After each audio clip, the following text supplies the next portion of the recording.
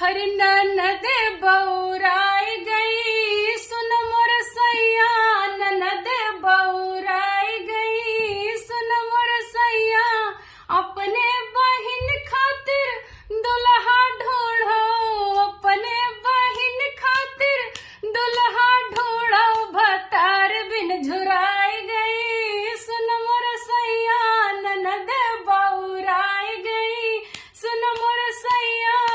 अरे पाड़े सुकुल उनके मन ही न भावे, तनी ध्यान से सुना जाए क्या उनके मन भावत है। अरे पाड़े